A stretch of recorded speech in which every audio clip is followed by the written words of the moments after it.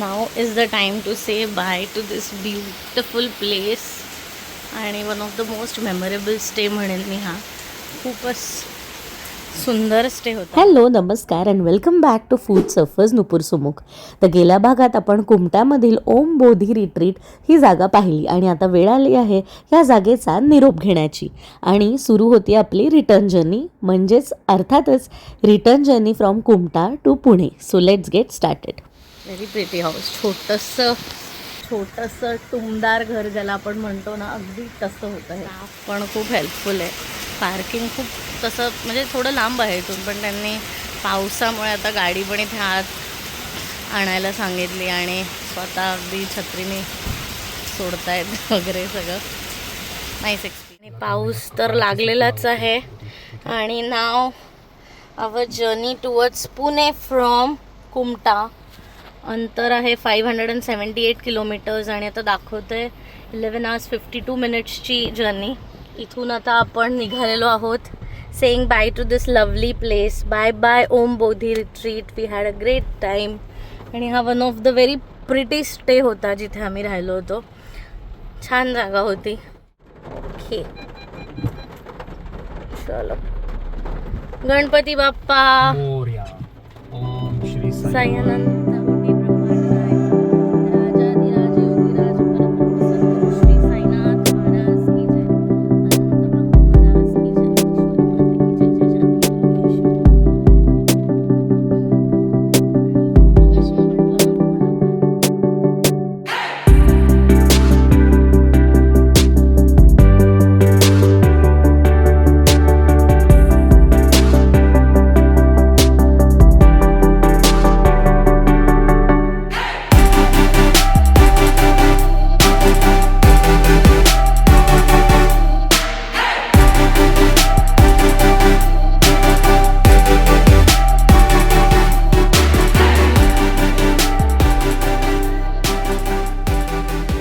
आपल्या coastal Karnataka road ट्रिपचा हा शेवटचा भाग म्हणू शकतो आपण, किंवा व्हॉट यू कॅन से एक last phase of the trip म्हणू शकतो.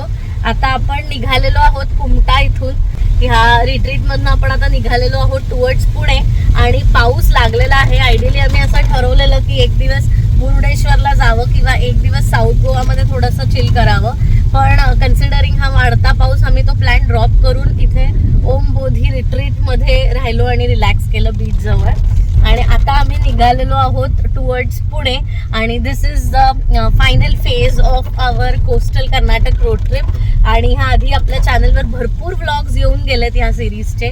पुणे ते कारवार जर्नी, कारवार ते उडुपी जर्नी, उडुपीपासून त्याच्यानंतर कारवारचे काही स्पॉट्स कव्हर केलेत, त्याचा सेपरेट व्लॉग आहे. उडुपीचे काही खूप खास स्पॉट्स आहेत ते कव्हर केलेत, त्याचाही एक व्लॉग आहे. आणि आता तुम्ही पाहताय ही आहे आपली return journey from Kumta to Pune. आणि ह्या क्लिप्स बघून तुम्हाला असं वाटेल की ही एक पावसाळी ट्रिप आहे आणि हे ऑक्टोबरमध्ये शूट केलं असं तुम्हाला वाटणारच नाही. 11:15 वाजता रोड आता संपलेला आहे आणि आम्ही मेन हायवेला लागलेलो आहोत आणि पाऊस काही थांबायचं नाव घेत नाही आहे. Let's see. ते paid for a winter trip and got a rainy trip असं झालेलं आहे इकडे. अक्षरशः जून महिन्यासारखा पाऊस लागलाय. मॉन्सून ट्रिप झाली आता. हो ना. Best of both world experience केला आम्ही. हे समुद्र आहे पूर्ण, पण ना काच खाली करू शकत, जेवढा दिसेल तेवढा. आणि ॲज युजल लोक इकडे हजार्ड लावून गाड्या चालवत आहेत आणि लेन्स बदलत आहेत, त्यामुळे एकदम चुकीची प्रॅक्टिस आहे. आमच्या प्रत्येक व्हिडिओत आम्ही हे बोलतो की हजार्ड्स लावून गाडी चालवू नका, हजार्ड लाईट्स लावून. लेन बदलली तर कळत नाही. हजार्ड्स हे फक्त सिच्युएशन ऑफ पॅनिक और एमर्जन्सीमध्ये दाबले जातात, ज्यावेळेला गाडी सडनली ॲट हॉल्ट येणार आहे किंवा काही प्रॉब्लेम आहे.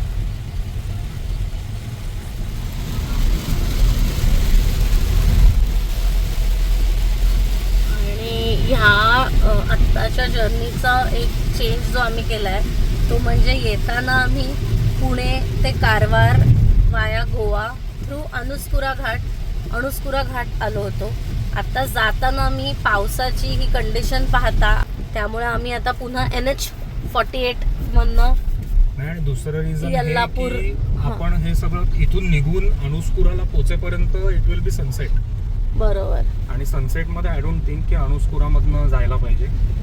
इट इज बेटर की we use the road that we have already driven through. त्यामुळे यल्लापूर रोड हा आपण ऑलरेडी घेतला होता, तर आपण वेल वर्स्ड आहोत त्या रोडला. आणि मधला अणुस्कुरामधनं जो येणारा पॅच आहे तिथे 35-40 किलोमीटर जरा खराब रोड आहे. आणि ते कन्सिडर करता आता 2-3 जणांना विचारलं तर यल्लापूरचा रोड एकदम चांगला आहे, फक्त घाट एवढंच बोलले. आता आपण तो घाट ऑलरेडी क्रॉस केलेला आहे. त्या घाटामध्ये काय तो घाट ऍक्च्युली घाट वाटत नाही, दोन्ही साईडला झाडं असल्यामुळे. त्यामुळे तो रस्ता आपण ऑलरेडी यूज केलेला आहे. तर बेटर आहे की आपण तिकडून जावं. तिथून आपण NH48 ला कनेक्ट करणार आणि मग आपला नेहमीचा रस्ता. आणि एवढंच की तो रोड जो आहे आता आपण जो कनेक्ट करणार त्या रस्त्याने आपल्याला काय बोलतात ते 30-40-50 किलोमीटर आपल्याला कमी पडणार आहे. हे थर्ड रिझन. हे प्रायमरी रिझन नव्हतं, सेफ्टी हे आपलं प्रायमरी रिझन होतं तो रोड घेण्यासाठी. अणुस्कुरा त्यासाठी आपण टाळलेलं आहे. आणि तुम्हाला जर अणुस्कुरा घाटाचा रस्ता पाहायचा असेल तर तुम्ही ह्या सिरीजचा अर्थातच कोस्टल कर्नाटक सिरीजचा पहिला भाग पाहू शकता. ट्रिप असली की तुम्ही आपल्या आधीपासून व्हिडिओ पाहत असाल तर मी साईन बोर्ड वगैरे सगळं दाखवत असते. पण या पावसामध्ये नेमकं काय दाखवावं, कारण कुठलाही बोर्ड नीट दिसणार नाहीये तुम्हाला. तुम्ही फक्त पाऊसच बघू शकता या व्हिडिओमध्ये आणि थोडीफार आमची बडबड एन्जॉय करू शकता. तेवढंच बघा. तर काय मी तरी म्हणजे आम्हाला अनपेक्षित होतं हे की इतका भयानक पाऊस आम्हाला लागेल इकडे. आज आहे 26 ऑक्टोबर आणि एवढा भयानक पाऊस इथे लागलेला आहे आम्हाला.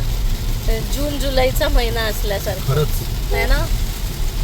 तर हा जो दिवस तुम्ही पाहताय हा आहे 26 ऑक्टोबर 2025 आणि NH66 वरून यल्लापूर मार्गे आम्हाला साधारण 12.5 तास इतका वेळ लागेल असं दाखवत होतं. पण पुढे जाऊन जे ट्रॅफिक आम्हाला लागलं आहे आणि आम्हाला काय पुढे गोंधळ झाला ते सगळं तुम्ही या व्हिडिओमध्ये पुढे पहा.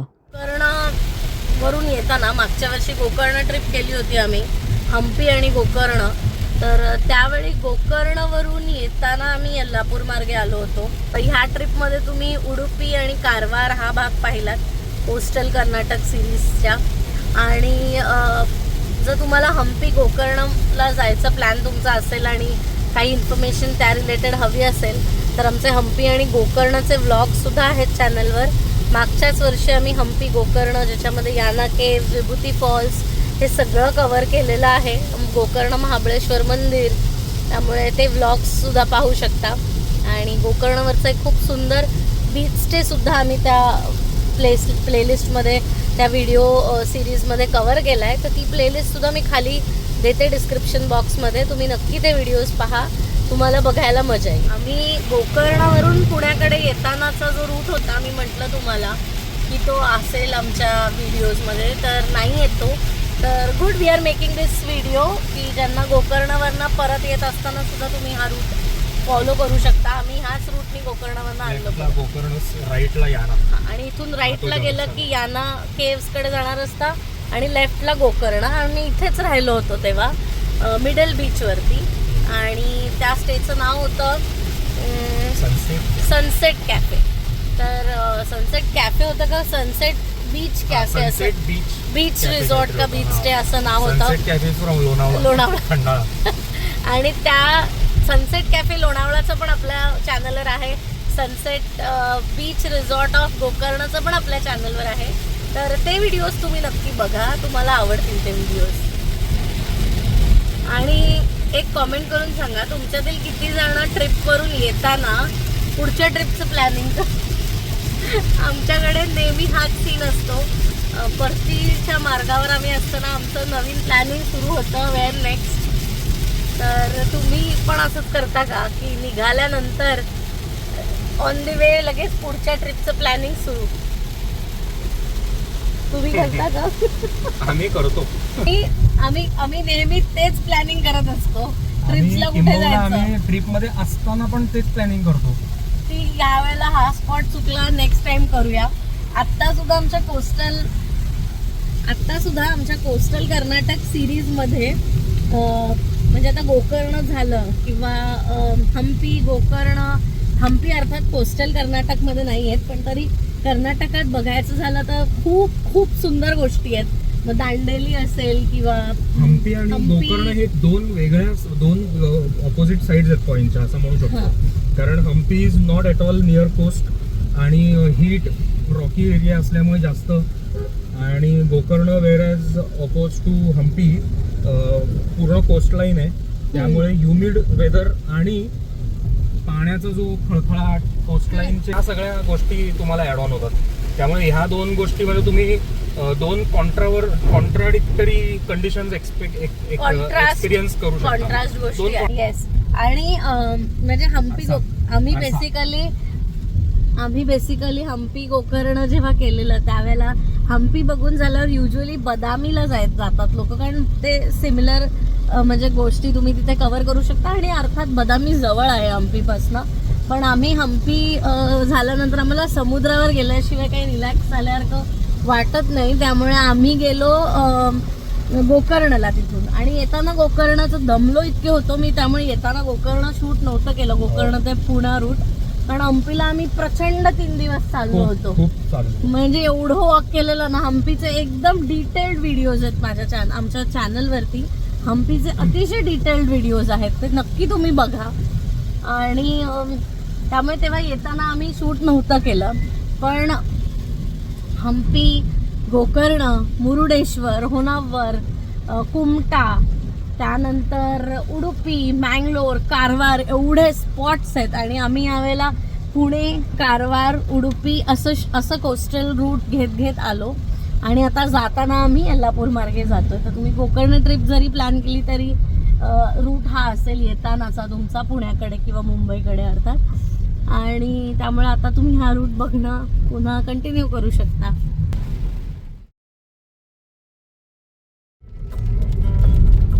NH66 वरती आपल्याला हुबळी, पनवेल, कारवार हा बोर्ड लागला की इथून आपल्याला घ्यायचा आहे राईट. अंकोला बायपास त्याला म्हणतात. पाऊस आता जरा कमी झालाय, तुम्ही बघू शकता. So as we are approaching Maharashtra, म्हणजे वी हॅव नॉट अप्रोच, अजून वेळ आहे महाराष्ट्रात पोचायला आपल्याला. पण जसं we are going towards Maharashtra आपलं हे कमी होत. मला आत्ता हा रस्ता आठवला. इथे आता लागणार आहे का आपल्याला जंगल फॉरेस्ट? बहुतेक लागणार आहे. आपण तो यल्लापूरचा जो रोड होता तोच बहुतेक हा आता पुढे. Let's see little bit of bumpy patches.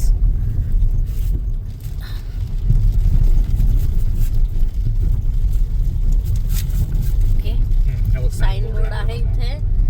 Let's check that. तर इथून सरळ रस्ता खानापूर, बेळगावी, होसपेट, धारवाड आणि यल्लापूर. आणि यल्लापूर आहे इथून आता बरोबर 66 किलोमीटर्स. मी वाचण्यासाठी थोडासा फोन टिल्ट केलेला, तर कदाचित तुम्हाला साइन बोर्ड दिसला नसेल. आणि येस, इथे तर डिवायडर नाही आहे रस्त्याला, त्यामुळे केअरफुली चालवावी लागणार आहे गाडी. पण I am thankful to God की पाऊस कमी झाला आहे. पण मगाशी अक्षरशः म्हणजे ॲब्सल्युटली काहीही दिसत नव्हतं समोरचं, एवढा भयानक पाऊस होता. तर ॲटलिस्ट तसा पाऊस नाही आहे. हा असा रिमझिम पाऊस असेल तर काही एवढं वाटत नाही, तर तुम्ही एन्जॉय करता ती जर्नी. पण मगाशी म्हणजे भयानक पाऊस होता.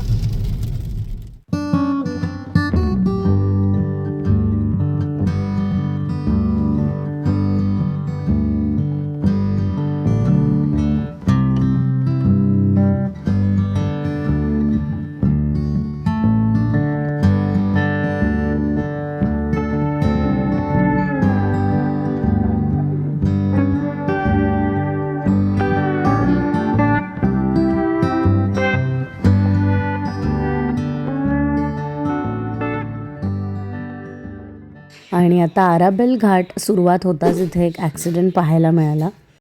आणि ह्या घाटामध्ये काही रफ पॅचेस आहेत मध्ये मध्ये, ते तुम्हाला आता दिसतच आहेत या व्हिडिओमध्ये.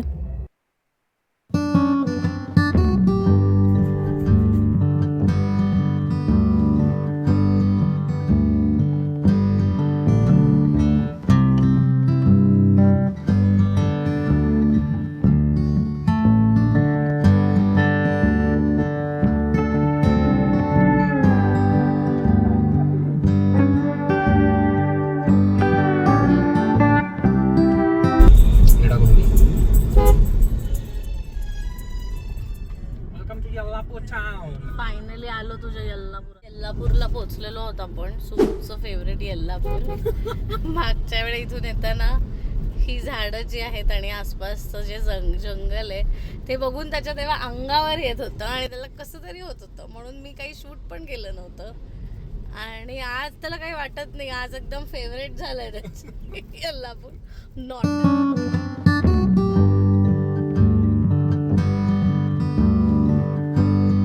निघालो होतो 11:15 वाजता आणि आता वाजले आहेत 1:10. 2.5 तास झालेत बरोबर. आणि आता मला थोडी भूक लागली आहे, पण आम्ही आता ठरवलंय की आम्ही महाराष्ट्राच्या हद्दीत गेल्यावरच खाणार आहोत, कारण आता आम्ही लगेच we are done with all South Indian kind of food.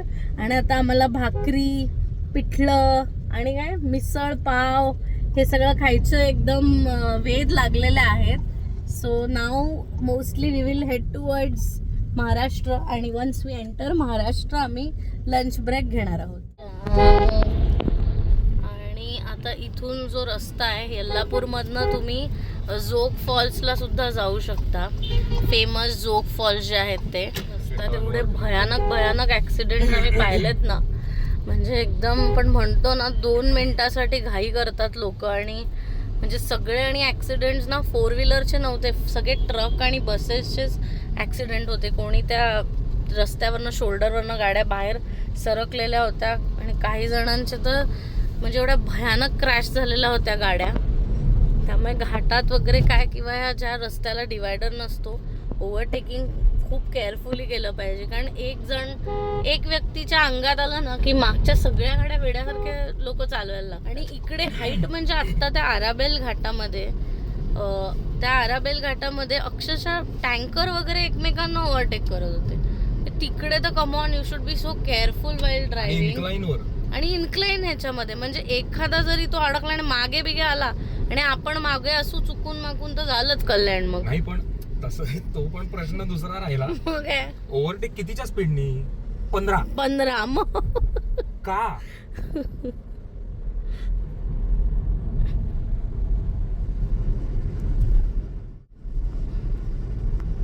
आता अख्खा प्रवास आम्ही चालवतोय. आमच्या मागे एक I-20 आहे, ती पण MH12 आहे. तो माणूस इतकी छान चालवतोय, आम्ही किती वेळ एकमेकांच्या पुढे मागेच आहोत, पण अजिबात चुकूनही उगाच त्याने ओव्हरटेक नाही केलेलं की आम्ही उगाच त्यांना आम्ही पुढे होत म्हणून तो करत नाही. कधी कुठल्या पॉइंटला त्यांनी आम्हाला ओव्हरटेक केलं तर उगाच आम्ही त्याला करत नाही. काही लोक फार अंडरस्टँडिंगनी गाडी चालवतात आणि अंडरस्टँडिंगनी गाडी चालवण्याची उत्तम उदाहरणं आपल्याला हिमाचलमध्ये बघायला मिळतात. तिथे इतकं समजूतदारपणाने लोक गाड्या चालवतात. कारण म्हणजे आम्ही 2015 मध्ये मनाली ट्रिप केलेली, अर्थात ती काही रोड ट्रिप नव्हती, ती आपली नॉर्मल ट्रिप होती आमची. आणि तिकडे आम्ही जी कॅब हायर केलेली तिथे जो आमचा कॅब ड्रायव्हर होता त्याने आम्हाला हेच समजून सांगितलेलं की तिकडचे जे छोटे छोटे ब्रिजेस आहेत बांधलेले नद्यांवरचे, तिथे एका वेळेला एकच गाडी जाऊ शकते. 2 गाड्या एका वेळेला आल्या तर तो ब्रिज कोलमडू शकतो, तुटू शकतो. आणि ते झालं तर त्यांची वाहतूक अक्षरशः 10-10 दिवस ठप्प होते. त्यामुळे त्यांना त्यांचे रिसोर्सेस आणि गव्हर्नमेंटनी प्रोव्हाइड केलेल्या ज्या काही सुविधा आहेत त्याचं रक्षण करण्याची जबाबदारी त्यांनी घेतली आहे अक्षरशः. त्यामुळे जेव्हा त्यांच्या समोर कोणी ड्रायव्हर येतो तेव्हा ते एकमेकांना हात दाखवून आधी ठरवतात तू पहिले जातोय की मी, आणि दोन्ही बाजूंनी ते एकमेकांना सांगतात की तू पहिले जा. आणि मग विथ म्युच्युअल अंडरस्टँडिंग एक जण पहिले क्रॉस करतो आणि मग ह्या गोष्टी इतक्या तर आपल्याकडे कधी बघायला मिळतील माहिती नाही. आपल्याकडे इगोच फार आहेत. कारण गाड्यांची लाईन असेल दोन्ही साईडला तर 5 गाड्या तिथून 5 गाड्या इथून किंवा 2 गाड्या तिथून 2 गाड्या इथून असं ते आलटून पालटून जातात येतात. ह्या गोष्टी खरंच आपल्याकडे लोकांनी अगदी इतकं जरी नाही तरी निदान ओव्हरटेक करताना तरी थोडं अंडरस्टँडिंग आणि हे दाखवलं पाहिजे की you should be little careful about your self also and for the life of others. कसं आहे ना, तिथे रस्ते फार डेव्हलप नाहीयेत म्हणा किंवा तिथे वाटा फार नाहीयेत. एवढा लिजरली तुम्ही ड्राईव्ह करू शकता अशा वाटा नाहीयेत. त्यामुळे जे काही त्यांना मिळालेलं आहे त्यामध्ये त्या लोकांना त्या गोष्टीची व्हॅल्यू आहे असं मला वाटतं. खरं तेच आहे, तेच व्हॅल्यूच नाही, व्हॅल्यू नाहीये. तू म्हणतोस ते अगदी खरं.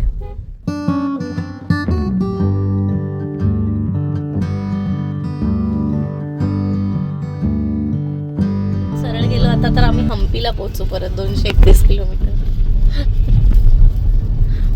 ओके,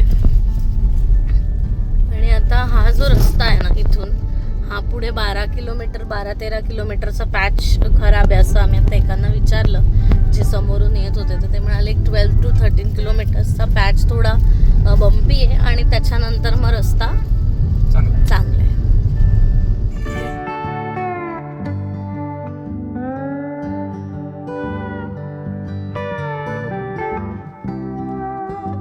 सुमुखच्या आवडत्या कर्नाटकच्या जंगलातनं आपण चाललोय. हे जंगल मागच्या वेळेस सुमुखच्या अंगावर आलं होतं,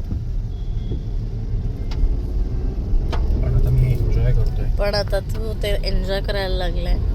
तो आता वन विथ द नेचर झालेला आहे. संपूर्ण फॉरेस्ट एरिया आणि हा एलिफंट्स, हॉर्नबिल्स, आय थिंक मागे कुठेतरी अजून हे पण होतं, लेपर्ड्सचं पण होतं इथे. चेकपोस्ट आहेत ना जिथे जिथे वेगळ्या तिथे कुठले प्राणी कुठल्या झोनमध्ये आहेत त्याचं पण त्यांनी इथे फोटोज वगैरे लावलेले आहेत. आणि या जंगलामध्ये हा लाकडांनी भरलेला ट्रक पाहून आम्हाला पुष्पा मूवीची आठवण झाली. कसा निसर्ग बदलतो बघा. आता थोडं पुढे आम्ही आलो आणि आता इथे अजिबात पाऊस नाहीये, चक्क ऊन पडलंय आणि थँक गॉड ऊन पडलंय. म्हणजे ऍक्च्युली कंटाळा आलेला पावसाचा कालपासून. ते साईनबोर्ड्स वरती जर असं लिहिलेलं असतं हळियळ ब्रॅकेटमध्ये UK, तर UK इज नथिंग बट उत्तर कन्नडा.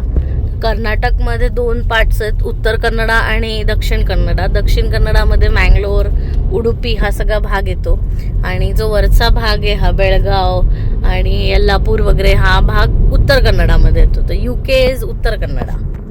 हळियळमध्ये आणि आता थोडासा रस्ता मोठा झालाय जरा, इथे माणसं वगैरे पण दिसत आहेत. जंगल फायनली संपलंय आणि आता आपण बहुतेक हायवेला कनेक्ट होणार आहोत.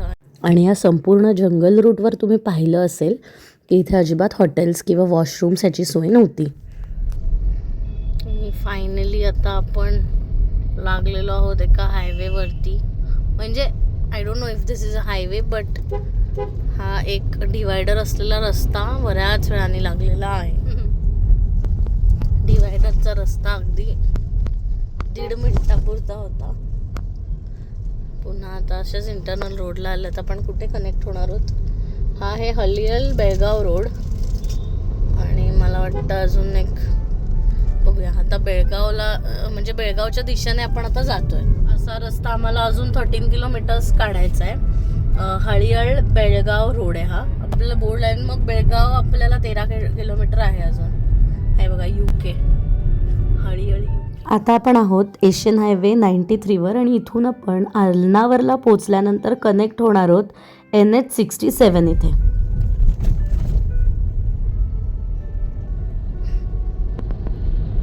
पोचलेलो आहोत अल्नावरमध्ये.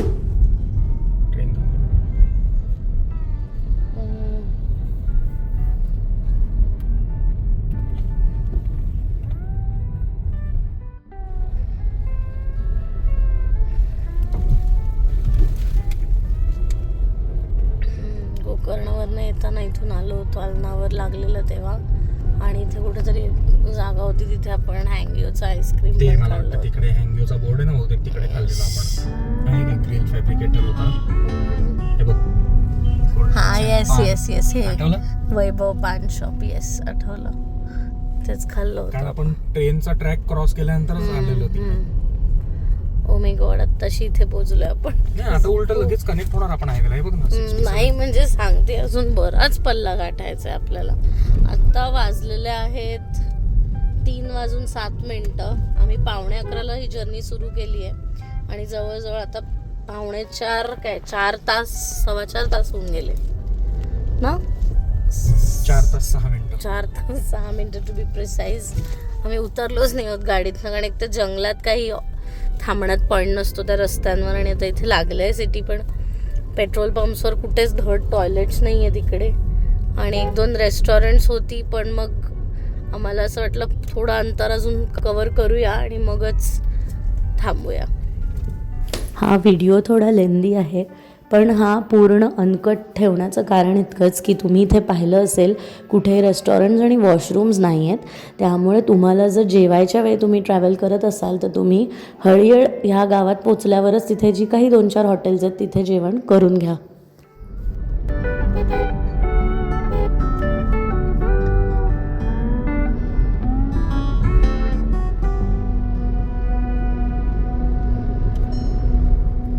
पुण्याची गाडी या साईडने आता एक डायव्हर्जन आलं जे कन्फ्युजिंग होतं. एक्स्ट्रीम ॲक्यूट लेफ्ट होता आणि रस्ता पण असाच भयंकर दिसत होता तो. म्हणून आम्ही थांबून विचारलं त्यांना हा रस्ता कुठे जातो, तर त्या म्हणाल्या हा रस्ता कित्तूर धारवाड आणि मग तिथून पुढे बेळगावसाठी हायवेला कनेक्ट होतो. म्हणजे NH48ला आपल्याला कनेक्ट करेल तो रस्ता. MH12 गाडी आहे मागे. तर त्यांच्याकडनं कन्फर्म करून आम्ही घेतलाय. तर शी सेड दिस रस्ता इज गुड. पुढे चांगला असेल. पुढे अजून but she was helpful at least. त्यामुळे प्रत्येक मॅप्सवर पण भिलाई राहण्यात भीती वाटते. विचारलेलं बरं नाही का.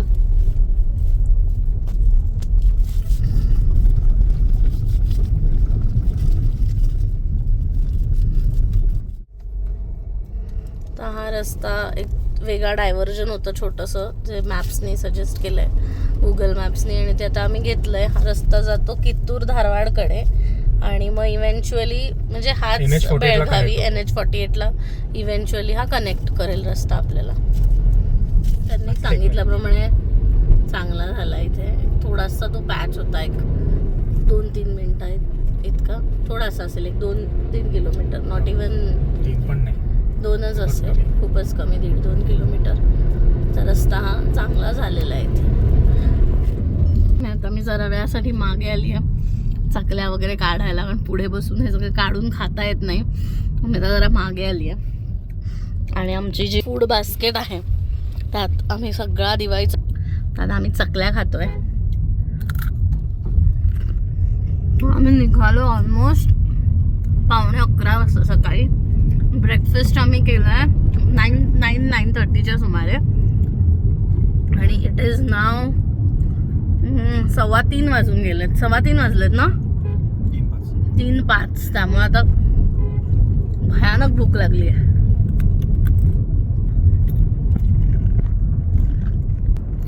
आणि ह्या इंटरनल रस्त्यांवर आणि इथे ना एवढी विशेष हॉटेल्स पण नाही आहेत चांगली. त्यामुळे आता काही वेळात आम्ही NH48ला लागलो की मग 11 किलोमीटर नंतर आपण NH48ला लागू.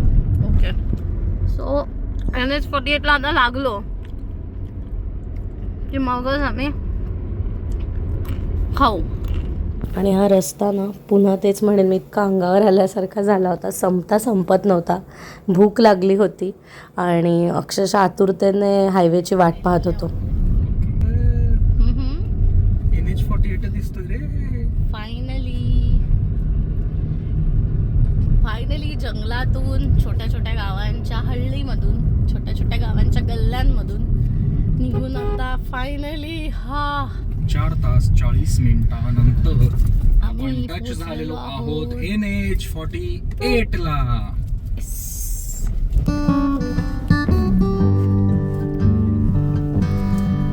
Here we are on the highway. Connect झालेलो आहोत फायनली NH48.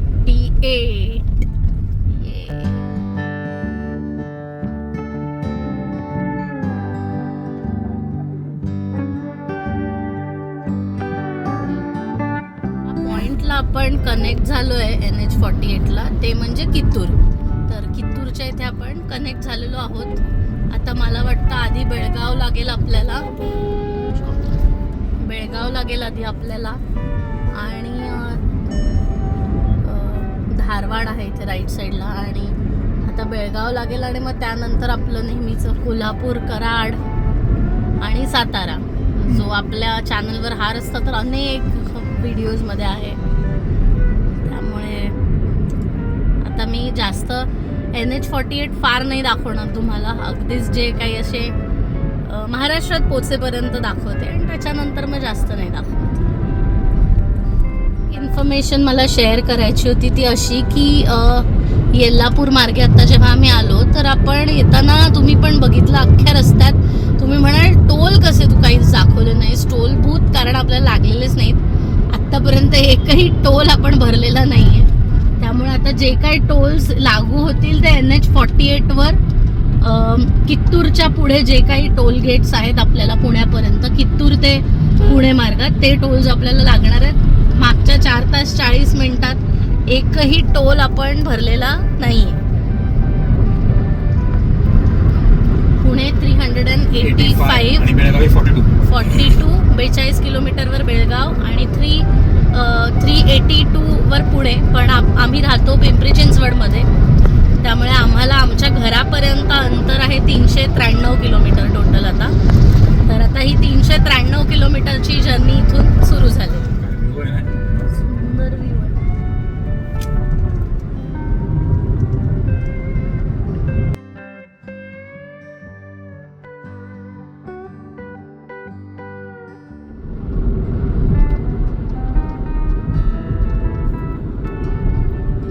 पहिला आता टोल लागलेला आहे NH48 वरचा. फर्स्ट टोल आहे. अजून आपण कर्नाटकमध्येच आहोत. महाराष्ट्र कर्नाटक बॉर्डर आपण अजूनही क्रॉस केलेली नाहीये. आणि हा पहिला टोल आहे. चं नाव सांगते मी तुम्हाला, जर मला दिसलं इंग्लिशमध्ये लिहिलेलं असेल तरच सांगू शकेन, नाहीतर मग नंतर मी लिहीन इथे. धारवाड अच्छा, ओके. बेळगावी धारवाड किंवा बेळगाव धारवाड टोल आहे हा. आणि इथे टोल आहे किती, 120 आहे मला वाटतं. येस, 120 रुपये आहे. 120 rupees.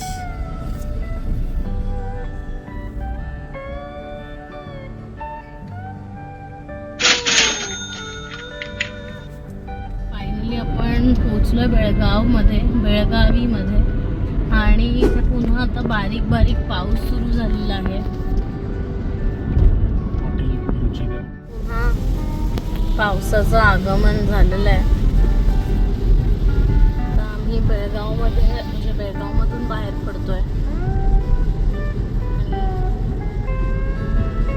In search of good restaurant आहोत.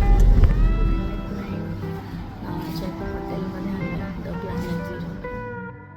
तर ह्या प्लॅनेट 09 नावाच्या हॉटेलमध्ये आम्हाला चांगलं जेवण मिळालं आणि बऱ्याच दिवसानंतर आम्हाला चपाती मिळाली होती. जेवण मिळालं. आणि बाहेरनं तर हॉटेलचं नाव होतं द प्लॅनेट 09. आणि मी बाहेरनं क्लिप घ्यायला विसरले. I am really sorry. भूक इतकी लागलेली की मिस झालं ते. आणि आता वाजले आहेत, किती वाजलेत आत्ता, 5 वाजलेले आहेत आत्ता. 11:15 वाजता आपण सकाळी आपली जर्नी स्टार्ट केलेली होती. आणि आत्ता 4 वाजता आम्ही लंच केलाय.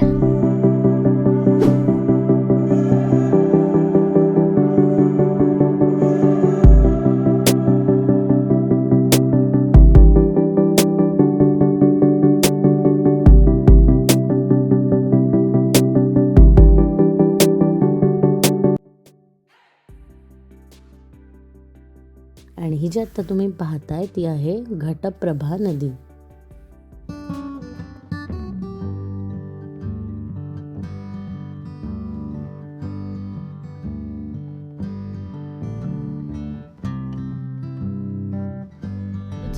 कित्तूरच्या पुढचा जो टोल होता तो गेल्यानंतर आपण ह्या टोलला आलेलो आहोत. हा दुसरा टोल लागलेला आहे आता आपल्याला जर्नीमध्ये. आणि कुठला आणि किती रुपये कट होतात ते मी तुम्हाला सांगते.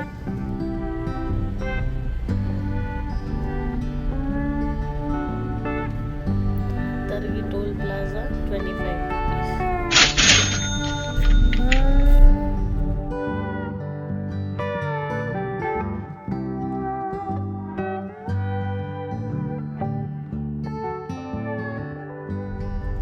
आता आपल्याला इथे जायचंय. जर तुम्हाला आता इथून गोव्याला जायचं असेल तुम्ही इथून लेफ्टला जाऊ शकता. हा रस्ता जातो गोव्याकडे जातोय. आणि हा रस्ता आपला आपला पुण्याकडे जातोय रस्ता. हे आता निप्पाणी. हो हो हो, येस येस. पण लागलेलो आहोत आपल्या पुण्याच्या रस्त्याला अगदी. इथून पुढे गेल्यावर आपल्याला कॉग्नोली टोल लागेल. अंदाज तसा आहे आमचा, कारण कॉग्नोली नंतरच आपल्याला हे निपाणी येतं ना. मेनली ओव्हरलुकिंग हॉटेल आपण एकदा गेलेलो ना, कारण आपण जे हे आता मला वाटतं सगळ्यांनी आता रिनोव्हेशन वगैरे केलेलं आहे, त्यामुळे अशी छान दिसत आहेत हॉटेल सगळी. आणि इथून पण ब्रिज बनतोच आहे. निप्पाणीत पोहोचलोय आपण. वाजलेत 6:06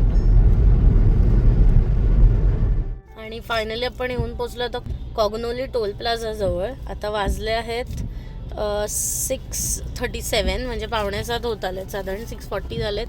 आणि इथे एक 15 मिनिटाचं ट्रॅफिक जॅम आम्हाला लागलं आणि पाऊस पण परत सुरू आहेच.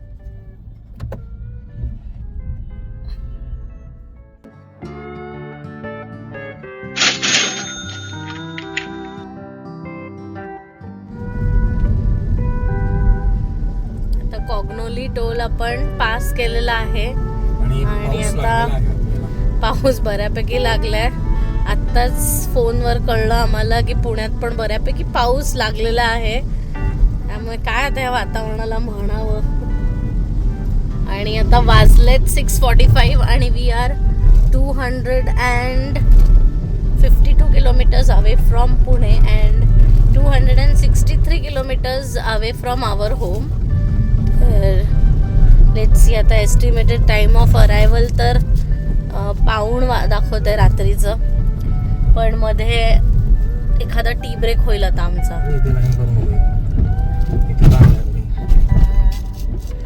ही आपली चेकपोस्ट आहे, काहीच दिसत नाही रे काचांमुळे. आता ठीक आहे,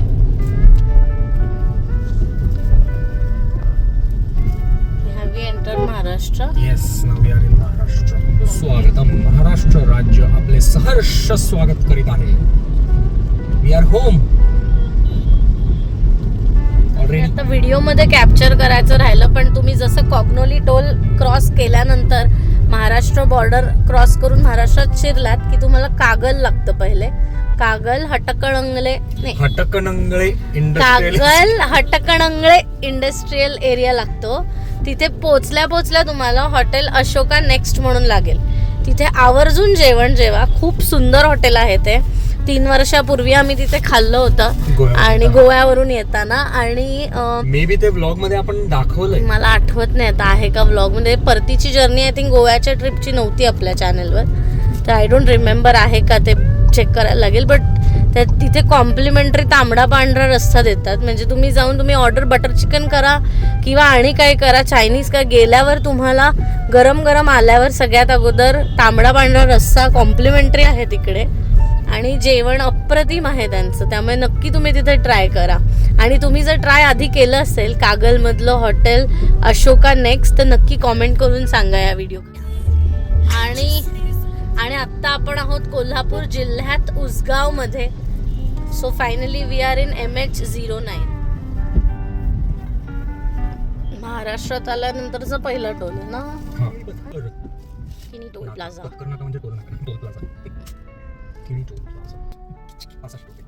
और यहाँ कटेंगे 65 रुपये. आणि ह्यानंतर मॅप्समध्ये तुम्ही ट्रॅफिकची स्थिती बघू शकता. ही संपूर्ण रेड लाईन आणि पुढे प्रचंड ट्रॅफिकमध्ये आम्ही अडकलो होतो. तो प्रवास पुढे बघाच. पूर्ण ट्रॅफिक इथे हॉल्ट झालेला आहे. सुमुखनी सर्व्हिस रोडला गाडी काढून घेतली पुढे, त्यामुळे आम्ही पुढे आलो. नाही तर हे जवळजवळ 20 मिनिटाचा, आता इथून 14 मिनिटांचा ट्रॅफिक जॅम हा झालेला आहे इथे. का ते पुढे गेल्यावर कळेल. तर कराडच्या अगोदरपासूनच प्रचंड ट्रॅफिक आम्हाला लागलं होतं आणि काही मिनिटांचं ट्रॅफिक काही तासांमध्ये कधी बदललं हे कळलंच नाही. कासेगाव आणि वाजलेत 8:30.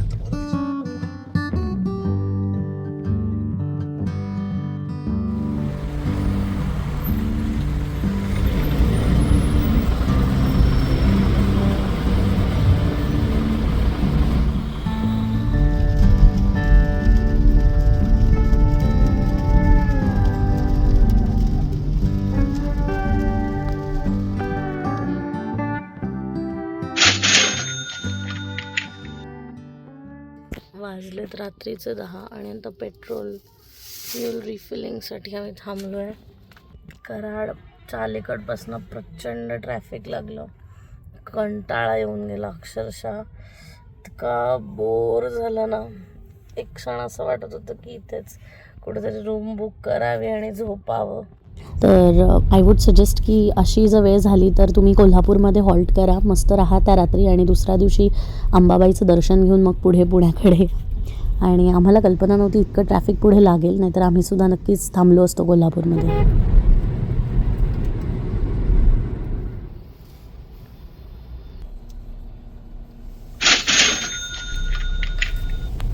आणि एवढ्या उशिरा जेवण तर आम्ही ड्रॉप केलं होतं, पण मध्ये खूप ती जर्नी टायरिंग होत होती, त्यामुळे सुमुखने मध्ये हा गुळाचा चहा घेण्यासाठी एक शॉर्ट ब्रेक घेतला होता 10 मिनटासाठी.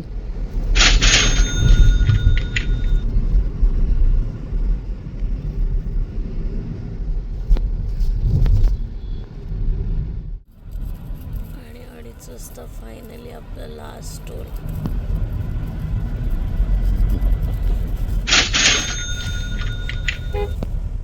तर हा होता आपला कुमटा ते पुणे प्रवास. आणि कुमट्यावरून आम्ही सकाळी 11:15 वाजता निघालेलो आणि 11 ते 12 तासांच्या जर्नीला लागले तब्बल 16 तास. आणि ह्याचं मुख्य कारण होतं ते म्हणजे शनिवारचं ट्रॅफिक.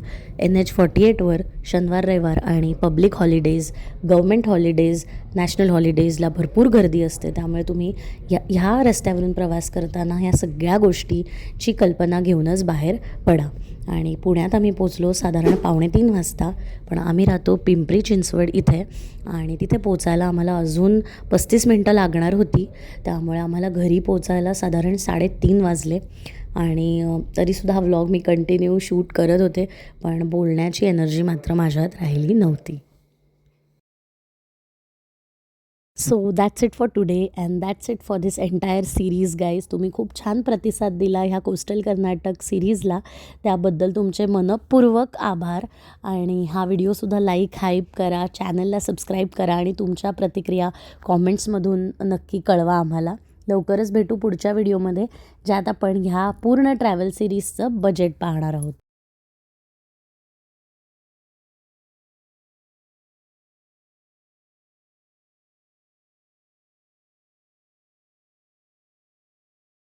त्यामुळे तो व्हिडिओ पाहायला अजिबात विसरू नका. हा व्हिडिओ इथपर्यंत पाहिल्याबद्दल खूप खूप आभार. Thanks for watching this one and see you soon in our next. आम्ही फायनली 3:30 वाजता घरी पोहोचलेलो.